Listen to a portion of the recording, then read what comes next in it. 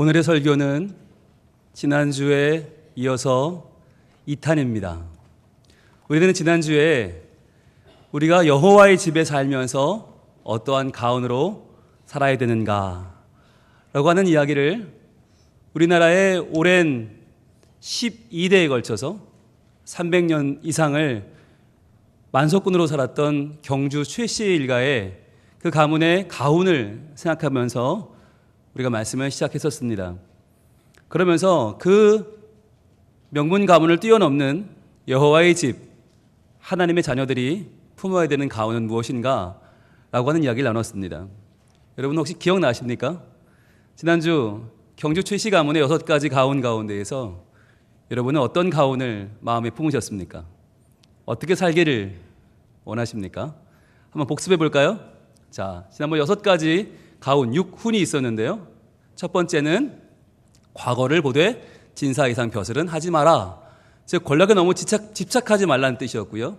둘째는 만석 이상의 재산은 사회에 환원해라. 그러니까 더 벌겠다고 너무 악착같이 살다가 험한 꼴 보지 마라. 세 번째는요. 흉년기에는 땅을 늘리지 마라. 남의 불행을 나의 이익으로 삼지 말라는 거였죠. 네 번째는 과객을 후하게 대접해라. 베풀고 나누는 일에 마음을 쏟아라. 다섯 번째는요. 주변 백리 안에 굶어 죽는 사람이 없게 하라. 즉 노블리스 오블리제죠.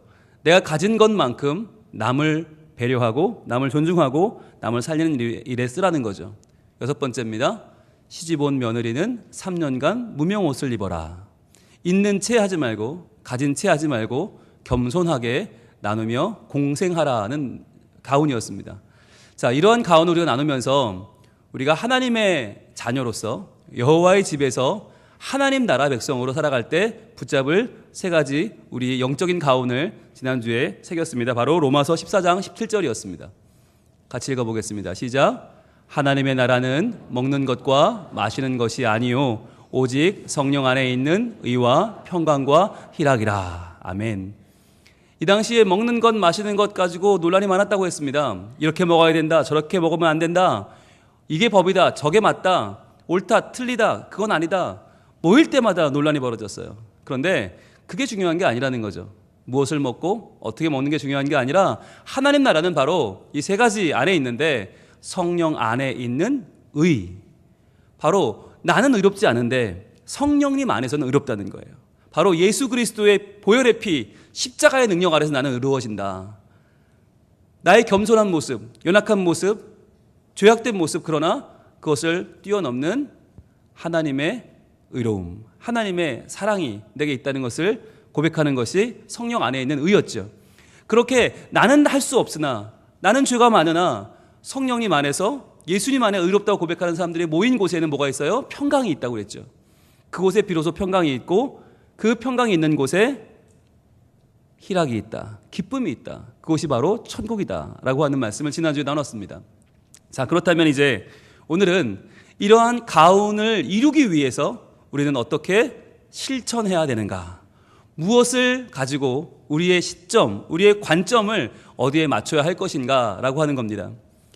그것을 알기 위해서 먼저 우리는 역시 경주 최씨 가문으로 한번 가보겠습니다.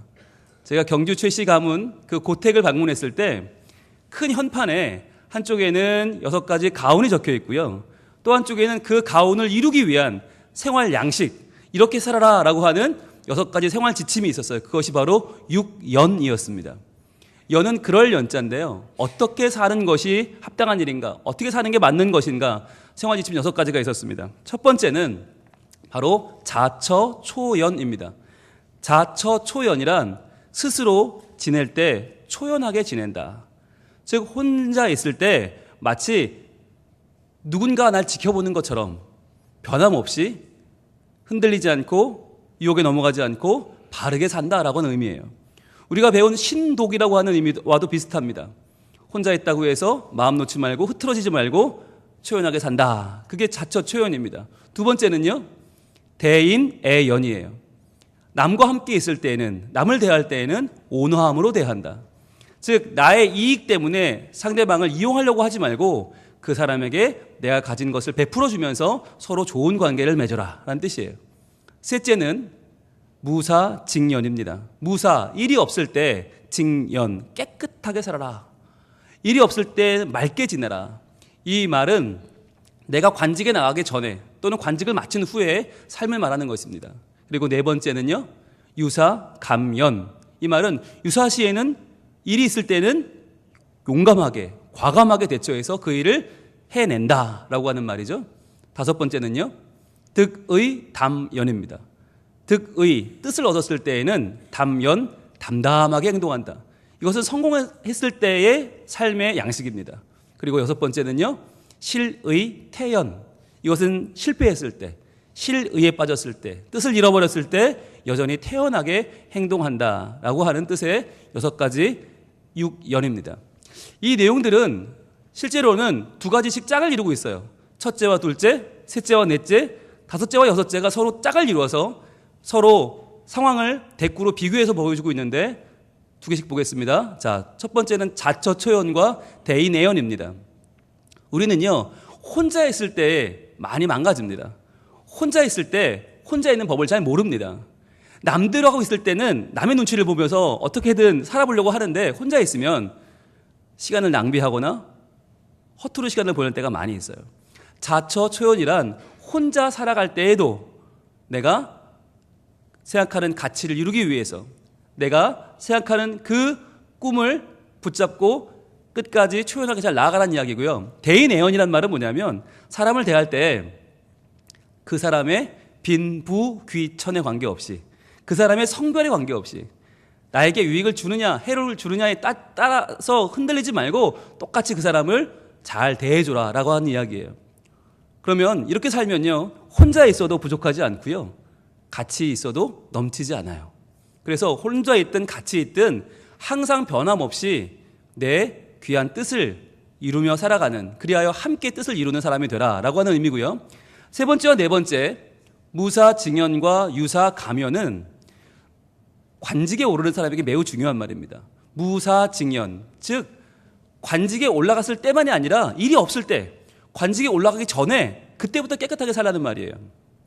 우리가 고위공직자가 이제 뽑힐 때 인사청문회를 보면 얼마나 많은 그 잡혀야 될 이 꼬투리가 얼마나 많습니까? 기본적으로 나오는 게 뭐예요? 병역 기피죠. 그리고 주소지 함부로 옮겨서 걸리고요. 논문 표절 다 걸립니다. 왜 그렇습니까? 무사직년, 일이 없을 때 깨끗하게 살지 못한 거예요.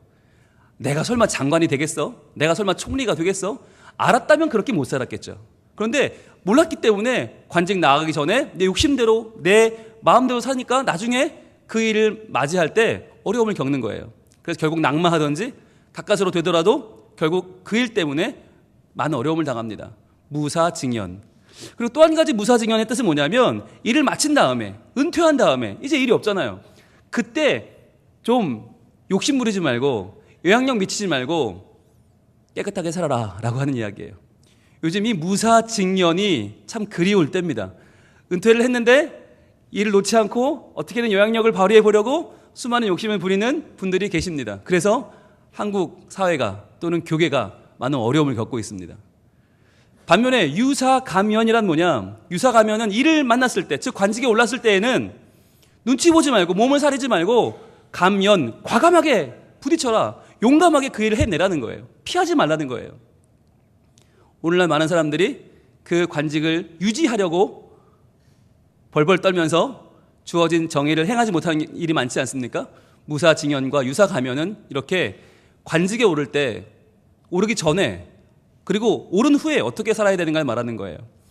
실제로 최씨 가문의 제1대인 최진립 장군이 계시는데 이 최진립 장군은 임진왜란이 일어났을 때 의병을 일으켰습니다. 자기 동생과 함께 의병을 일으켜서 왜구들과 싸웠습니다.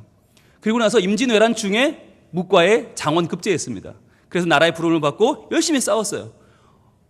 그래서 정유재란까지 왜구들과 싸워서 많은 왜구를 물리치고 정말 나라에서는 큰 벼슬을 주겠다고 했습니다. 그런데 그 벼슬을 마다하고 집으로 낙향했습니다. 그런데 병자호란이 일어나죠. 그때 나라가 다시 부릅니다. 최진립 장군 나와 싸우라고. 그런데 그의 나이가 70세였어요. 나이 70에 여러분 나라에서 부른다고 가겠습니까? 그런데 이분은 의연히 일어나서 나가 싸웠습니다. 그러다가 전사했습니다.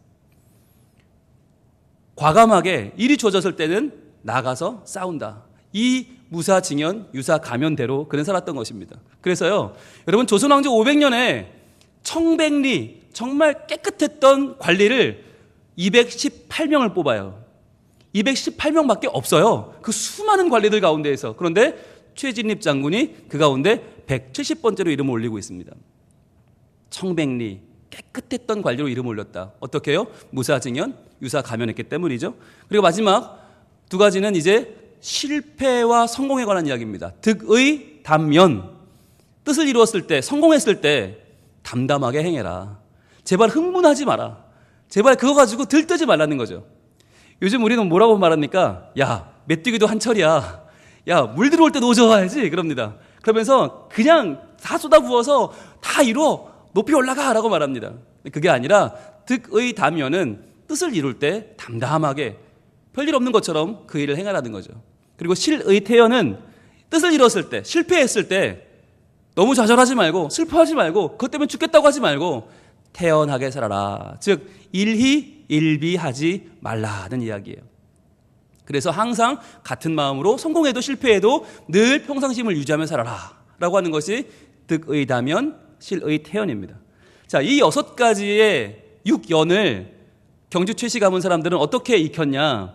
매일 아침, 매일 눈을 뜨면 제일 먼저 하는 일이 뭐냐? 먹을 가는 일이었어요. 제일 먼저 먹을 갈아서 붓으로 이 6가지를 쓰는 거예요. 쫙 쓰면서 매일 마음에 담는 거예요.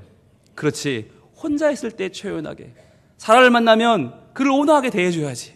그리고 내가 관직에 나가기 전부터 깨끗한 마음을 유지해서 관직에 갔을 때 열심히 나라에 봉사해야 하지. 그리고 성공하면 같은 마음으로, 실패해도 같은 마음으로 늘 내 마음을 지키며 살아야지. 이걸 매일 아침 쓴 거예요. 그러면서 300년을 넘는 만석군 가문, 명문 가문을 유지할 수 있었다라는 것입니다. 자, 그러면 이제 여기서부터 더 중요한 거. 그렇다면 이보다 훨씬 더 존귀한 영원히 계속되는 하나님 나라, 여호와의 집을 내 삶의 터전으로 삼고 살아가는 우리들은 과연 어떠한 삶의 지침, 어떠한 삶의 내용을 가져야 할 것인가라고 하는 것입니다. 먼저 다윗의 고백을 보겠습니다. 오늘의 본문 시편 23편 6절입니다. 같이 읽습니다. 시작. 내 평생의 선하심과 인자하심이 반드시 나를 따르리니 내가 여호와의 집에 영원히 살리로다. 아멘. 다윗은 내가 여호와의 집에 영원히 살겠다고 말해요. 여러분, 그냥 12대가 아니고요, 300년이 아니고요, 400년, 500년이 아니고요, 영원히. 이 말은 나와 내 아들과 내 손자와 내 후대와 모든 자녀손들이 여호와의 집에 살아가는 하나님 자녀로 살 것을 다짐하는 거예요. 영원히. 그런데 얼마간이 아니라 영원히 살겠다고 말하는 그 배경은 뭐가 있어요? 하나님의 선하심과 인자하심이 나를 평생 따라오는 걸 안 거예요. 다윗이 나같이 연약한 인생, 나같이 부족한 인생을 높이 들어 왕으로 삼아주시고 하나님의 지혜를 주시고 주님을 찬양하는 자가 되게 하시고 예배하는 자가 되게 하신 하나님의 놀라운 은총을 받았기 때문에 그 은총에 기대해서 그 은혜를 붙잡고 내가 영원히 여호와의 집에 살겠노라고 그는 다짐하고 있는 것입니다. 그렇다면 구체적으로 볼 때 어떻게 우리가 무엇을 잡고 살아야 되는가? 그것은 바로 지혜의 보고인 잠언. 요즘 우리가 새벽기도 시간에 하루 한 장 시간에 같이 말씀을 탐구하고 연구하고 있는, 매일매일 금광석을 캐내고 있는 그 잠언 말씀에 잘 나타나 있습니다. 한번 보겠습니다. 찾아볼게요. 잠언 2장 7절입니다. 잠언 2장 7절 한번 찾아보길 바랍니다. 과연 지혜의 보고인 잠언은 우리가 살아가는 인생의 실천 지침, 우리가 삶의 가장 중요한 세 가지를 뭐라고 말씀하고 계시는가? 잠언 2장 7절 같이 읽습니다. 시작. 그는 정직한 자를 위하여 완전한 지혜를 예비하시며 행실이 온전한 자에게 방패가 되시나니. 아멘. 첫 번째는 바로 정직입니다. 여러분, 정직에 동그라미 해보세요. 우리가 세 가지를 붙잡고 살아야 되는데 하나님 나라 백성으로서 그 첫 번째는 정직이에요. 정직이 뭐냐면, 정직, 야샤르라고 하는 말은요, 내 개인적인 차원에서 할 수 있는 최선이에요. 야샤르. 내 개인적으로 할 수 있는 최선. 그러니까 지금 내가 어떻게 살면 최선을 다하는 것일까? 내 수준에서 열심히 사는 거예요. 성실하게 사는 거, 열심히 사는 거, 그게 야샤르예요. 그런데 여러분, 이 정직하지 못한 사람이 얼마나 많은가?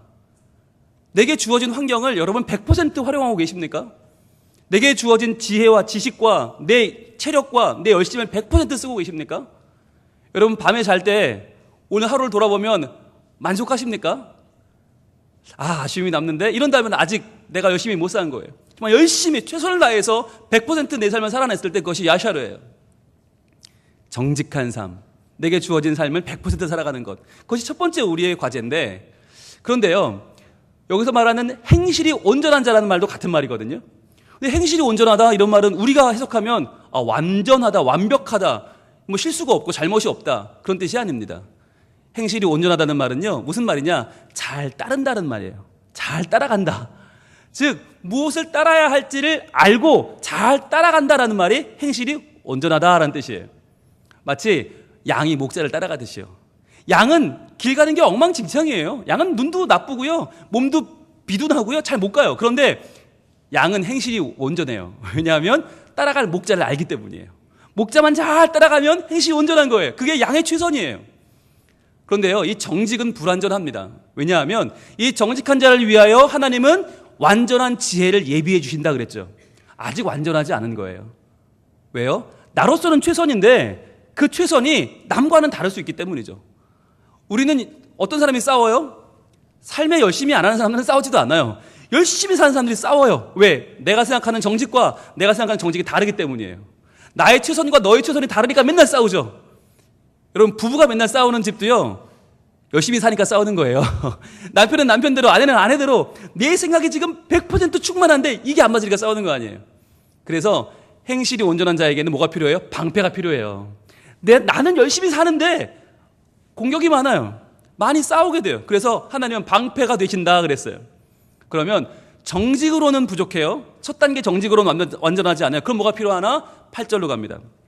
8절 같이 읽습니다. 시작. 대저 그는 정의의 길을 보호하시며 그의 성도들의 길을 보존하려 하심이니라. 아멘.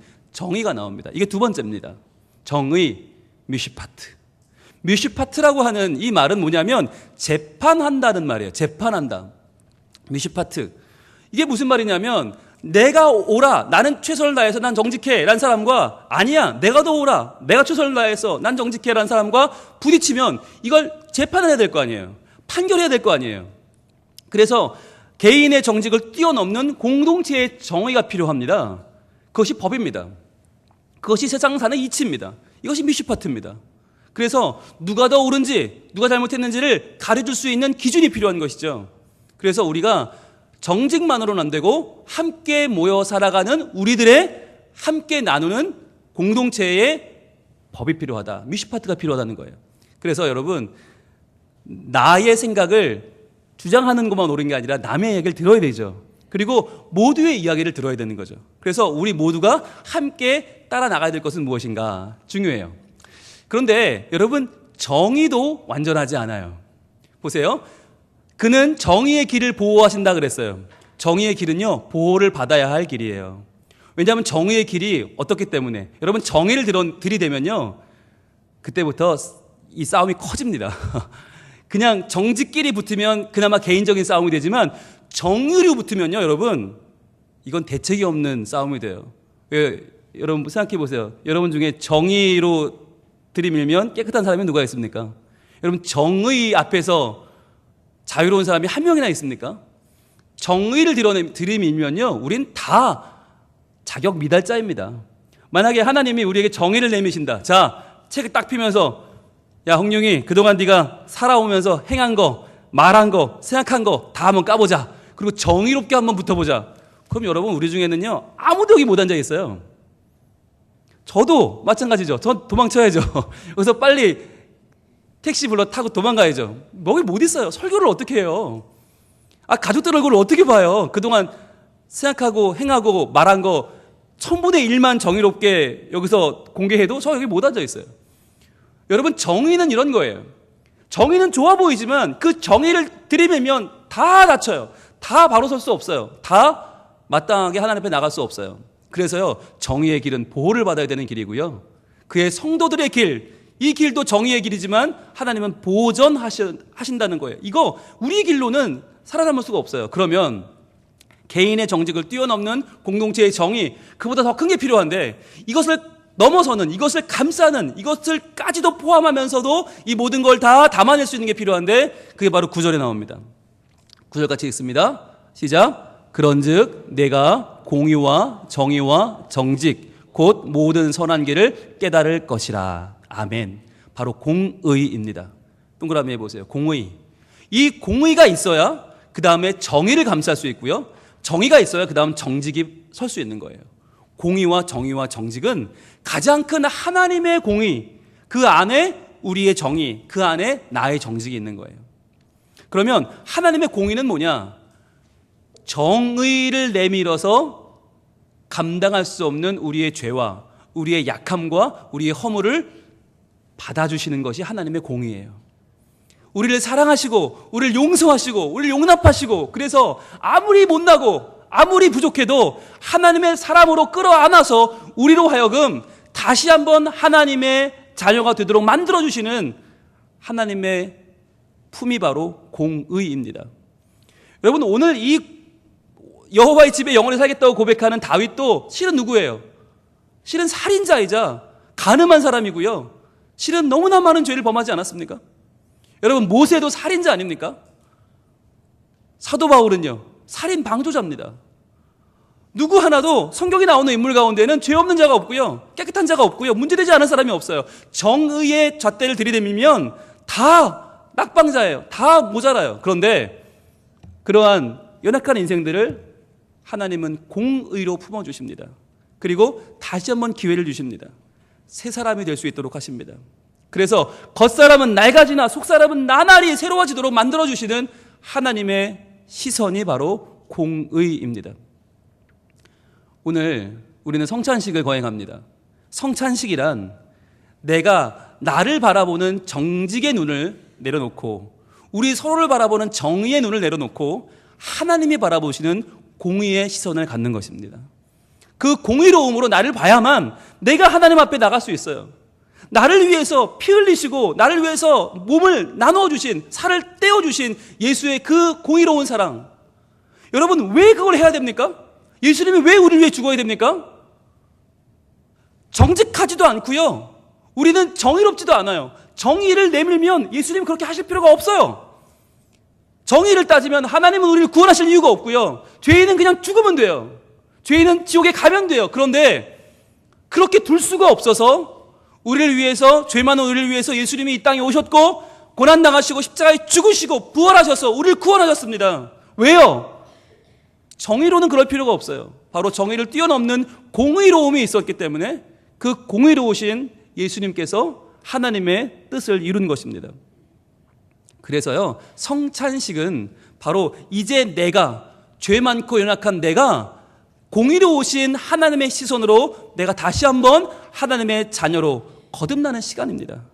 그리고 성찬식이란 나와 함께 이 주의 피와 살을 나누는 우리 지체들, 우리 교인들, 우리 가족들을 바라볼 때 이제 저 사람들을 정의의 이름으로 판단하고 선을 긋고 밀어내는 것이 아니라 하나님의 공의의 눈으로 같이 하나가 되었음을 인정하고 더 사랑하고 용납하고 같이 손을 잡고 나아갈 것을 다짐하는 자리가 성찬식입니다. 이 시간 우리의 눈을 들어 하나님의 시선을 갖기를 원합니다. 내게로부터 눈을 들어 주를 보기 시작할 때 우리는 주의 일을 볼 것입니다. 모든 시선을 주님께 드리고 살아계신 하나님을 느낄 때 내 삶은 주의 역사가 되고 하나님이 일하기 시작하십니다. 오늘 이 성찬 가운데 주님의 보혈과 주님의 살과 피, 이 영의 양식을 향해 나아갈 때 중요한 것은 우리의 시선입니다. 주님의 공의를 바라봅니다. 주님, 나를 변화시켜 주시고 하나님의 공의 안에 우리 서로 사랑을 회복하여 주시옵소서. 우리 기도하는 마음으로 찬양하겠습니다. 시선. 내게로부터 눈을 들어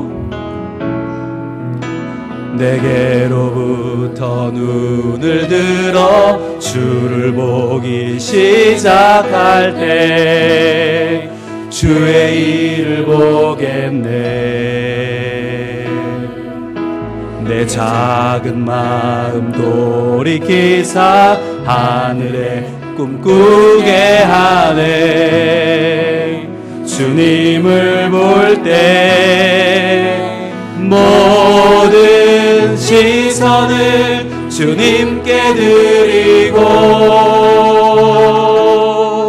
살아계신 하나님을 느낄 때 내 삶은 주의 역사가 되고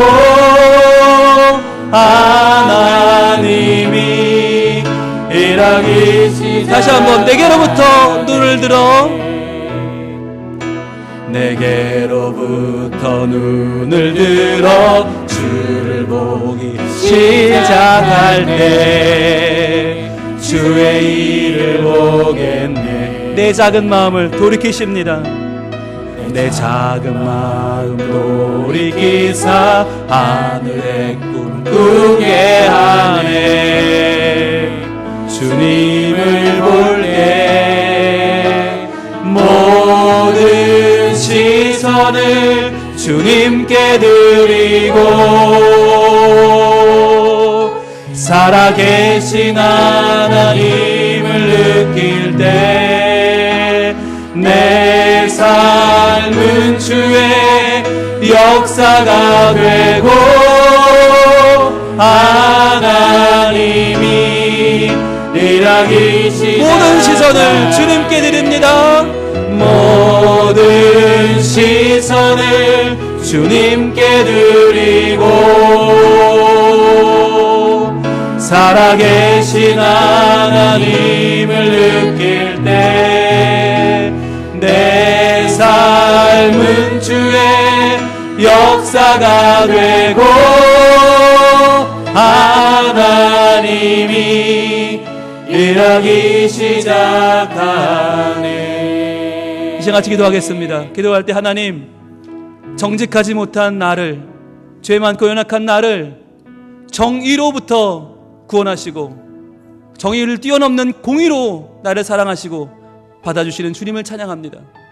그 공의로운 시선 앞에서 다시 한번 내가 새 힘을 얻어 회개하고 주의 자녀가 되어 이 시간 하나님의 뜻을 행하며 사는 복된 하나님 자녀가 되게 해 주옵소서. 또 우리 서로를 바라볼 때 정의의 눈이 아니라 공의의 눈으로 바라봐서 서로 사랑하고 품어주는, 다시 한번 하나님 앞에 같이 나아가는 공동체의 우리의 마음을 회복하여 주시옵소서. 주의 문에 기도합니다. 주여, 아버지 하나님, 연약한 우리의 마음을 고백합니다. 우리의 눈을 바라보고 우리의 삶을 바라보는 우리의 연약한 우리의 마음들을 내려놓습니다. 주님, 정직하지 못한 우리들, 정의 앞에서 자유하지 못한 우리들, 그 연약한 우리를 위하여 하나님은 공의로 우리를 사랑하시고 공의로움으로 우리를 품어주시고 하나님의 공의로 우리의 앞날을 열어주셨습니다. 주님이여, 이 시간에 우리의 연약함을 고백하며 나아갑니다. 주여, 우리는 서로를 사랑하지 못했고 서로를 용납하지 못했고 서로에게 정직과 정의의 칼날을 들이밀면서 서로 정죄했던 우리의 모습을 고백합니다. 주 용서하여 주시옵소서. 자신감을 갖지 못했던 나 자신, 남을 미워하며 평가했던 내 자신을 고백하며 나아가오니 하나님의 공의로 다시 한번 우리가 하나 되는 이 시간이 되게 하여 주시옵소서. 다시 한번 새 힘을, 새 희망을, 새 소망을 품는 우리가 되게 하여 주시옵소서. 모든 시선을 주님께 드리고 살아계신 하나님을 느낄 때 내 삶은 주의 역사가 되고 하나님이 일하기 시작하네. 내 삶은 주의 역사가 되고 하나님이 일하기 시작하네. 오 주님, 이 시간 우리의 눈을 들어 주님의 귀한 그 시선을 마주하기를 원합니다. 주님, 우리는 정직하지 못했고 정의롭지도 않습니다. 어떻게 봐도 구원할 가치가 없고 어떻게 봐도 용납받을 이유가 없는 우리들을 위하여 정직을 뛰어넘는 정의를 끌어안는 하나님의 공의로움으로 우리를 다시 한번 하나님 자녀 삼아주시고 예수의 십자가 보혈로 우리를 구원해 주시는 하나님의 사랑을 찬양합니다. 이 시간 내가 나를 다시 한번 일으켜 세워 주님 앞에 세우기 원합니다. 우리를 서로를 다시 한번 세워 하나님의 자녀로 함께 손을 잡고 나아가기를 원합니다. 주님, 이 시간 주님의 공의로우심으로 우리를 붙잡아 주시고 그 공의를 붙잡고 살아 하나님 나라 그곳에 갈 때까지 모두 함께 하나님의 영광을 돌리며 내 삶이 주의 역사가 되는 거룩한 성민 가족들이 다 되게 하여 주시옵소서. 예수님 이름으로 기도합니다. 아멘.